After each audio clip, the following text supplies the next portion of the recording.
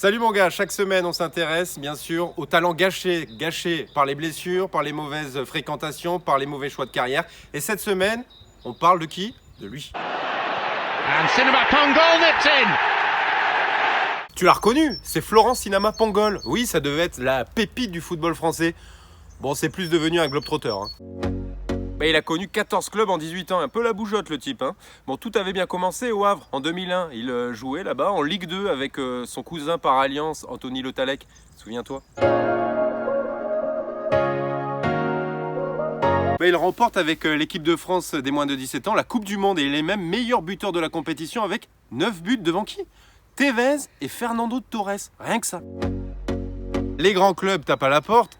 Arsenal, Manchester United, Liverpool, et il choisit quoi? De rejoindre Anthony Le Tallec à Liverpool, managé par Gérard Houllier. Et donc il va porter le maillot des Reds dès 2003 et va jouer avec Owen, Carragher, Gerrard.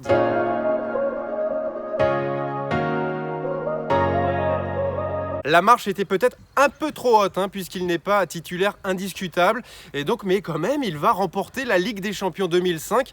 Sans jouer la finale, bien sûr, puisqu'il est blessé, les croisés et il la vit en tribune.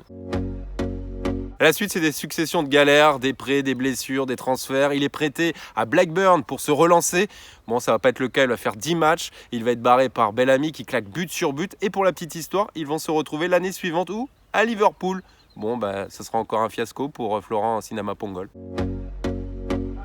Bye bye la première ligue, direction la Liga. Il est prêté au Recreativo Huelva. L'année suivante, le Recreativo l'achète 4 millions d'euros. Et puis il ne le sait pas encore, mais ça va être sa meilleure expérience dans un club puisqu'il va marquer plus d'une vingtaine de buts en 2 ans.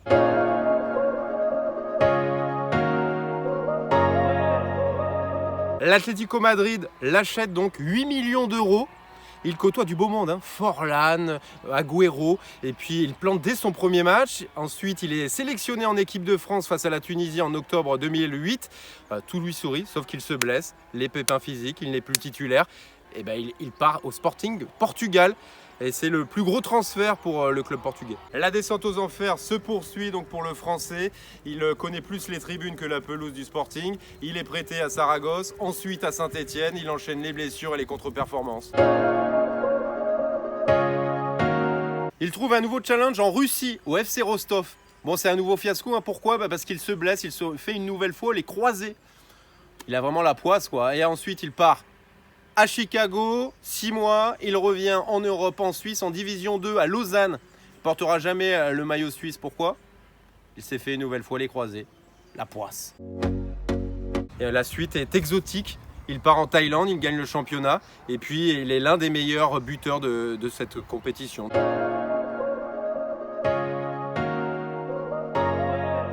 Tu veux savoir ce qu'il est devenu? Je suis sûr, tu veux savoir. Il joue toujours à La Réunion dans l'un de ses clubs formateurs, voilà. Alors que va-t-on retenir de Sinama Pongol? Il avait du talent, il aurait pu être un top player comme Tevez, Fernando Torres. Mais bon, trop de blessures, des mauvais choix de carrière et puis surtout, il est parti trop vite de la Ligue 1. Voilà, tu sais un peu plus, tu connais un peu plus ce Sinama Pongol.